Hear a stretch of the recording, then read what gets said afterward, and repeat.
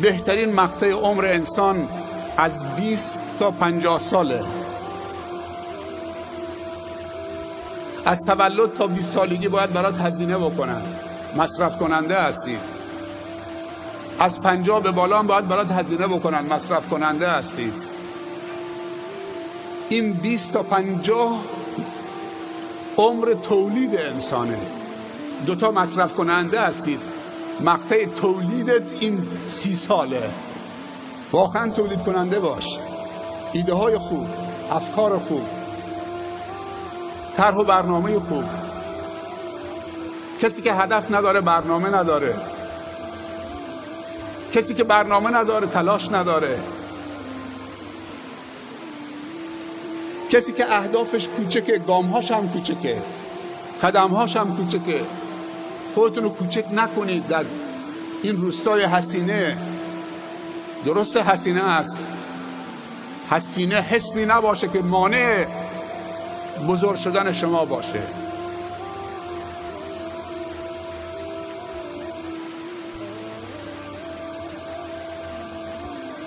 الم نشرح لك صدرك ووضعنا عنك وزرك الذي انقض ظهرك. به این آیات توجه کردید؟ اعوذ بالله من الشیطان الرجیم بسم الله الرحمن الرحیم. الم نشرح لك صدرك. این درست خطاب به پیامبر صلی الله علیه وسلم هست، ولی خطاب به کل انسان هاست، خطاب به کل مسلمان هاست. آیا دل تو رو منشرح قرار ندادیم؟ چه دلی منشرحه، آرامه، استقرار داره؟ دلی که بزرگه. دلهای کوچک اونا دل نیستن که روش مانور بدید. اونهایی که دلشون کوچکه فقط جای خودشون و خانوادهشون میشه، جای خودشون و فقط روستاشون میشه، اقوامشون میشه، جای مانور ندارن. دو چیز ساحل نداره، پایانی نداره. یکی دل انسانه و یکی اقیانوس علمه. امام شافعی رحمت الله علیه میگه کلم ازددت علما ازداد علمی به جهلی. هرچی علم بیشتر خوندم علمم به نادانی خودم بیشتر شد. علم دنیایی است، اقیانوسی است که ساحل نداره. دل انسان شاید این مسجد ظرفیتش برای 500 نفر باشه، سالونی که توش بودیم برای 100 نفر باشه، اما دل انسان برای 1 میلیارد 2 میلیارد 10 میلیارد بازم چه؟ احساس نفس تنگی، فشار تو سینه نمی کنید. دلتو بزرگ کن. 3 چیز نشانه انشراح صدره. الم نشرح لك صدرک. اگه میخوای این آیه شامل تو باشه، علما میگن 3 چیز عامل انشراح صدره. یکی صبور بودن. صبورید؟ استقامت دارید؟ انسان چند چیز داره. یکی استطاعت، این توان عادیه. 2 طاقته. قبلش توان عادی، بعدش استطاعت، بعدش طاقت، بعدش فوق طاقت. خداوند فوق طاقت رو تکلیف نمیکنه. اون چیزی که فوق طاقت ماست خدا از ما نمیخواد. اما طاقت وقتی داریم باید طاقت به نمایش بذاریم. اگر نیازی به طاقت نیست استطاعت به نمایش بذاریم. اگر جایی روند طبیعیه همون توان طبیعی رو به نمایش بذاریم. اما بعضی انسان ها کمتر از روال طبیعی هم.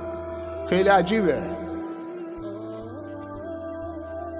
اگه اشتباه نکنم تو پارسیان یه تبریک سال جدیدم گفتم. ما در سال جدید خورشیدی 98 هستیم. بیایید یک روز رو 365 بار تکرار نکنیم. یه وقتی یه نفر هست که 1 سالش 1 نواخت میگذره. یه وقتی یه نفر هست 2 سالش، 5 سالش، 6 سالش، 10 سالش.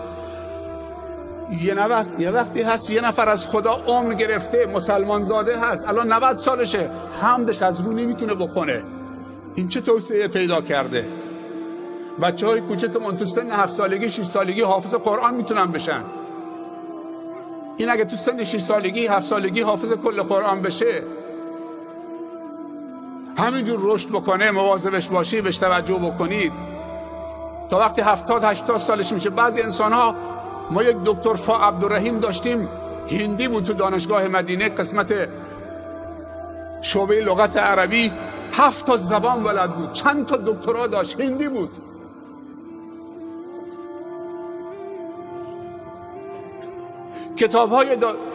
کتاب‌های قسمت شعبه لغت عربی برای غیر ناطقین عربی دانشگاه اسلامی مدینه خودش نوشته بود. دکتر فا عبدالرحیم هندی بود، خدا یارش باشه اگه زنده هست، استاد ما بود. 6-7 تا دکترا، 6-7 زبان. چقدر اینا میتونن توسعه پیدا بکنن؟ پیامبر صلی الله علیه و سلم میفرماید اگر مسلمانی دو روزش یک نواخ بگذره این خسران دیده. دو روز مسلمان نباید چه مثل هم باشه، باید متفاوت باشه.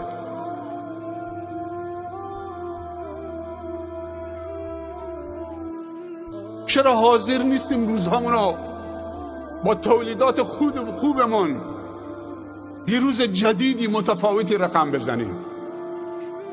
بعضی انسان ها برای خودشون هم حرفی برای گفتن ندارن. وقتی نگاه آینه میکنن، روبروی آینه میستن، حرفی ندارن، مجبورن تو آینه هم نگاه نکنن، سرشون بندازن پایین.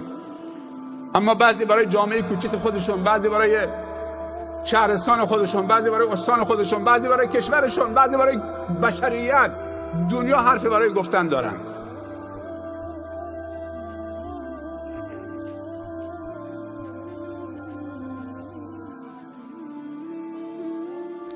یک صبور بود.